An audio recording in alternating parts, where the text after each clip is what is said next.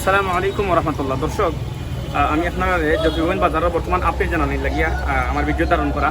তো আপনার দেখলা দুপুর থেকে নিয়ে সকাল থেকে নিয়ে আমরা জকিগঞ্জ বাজারের মধ্যে হাঁটু পানি আসিল।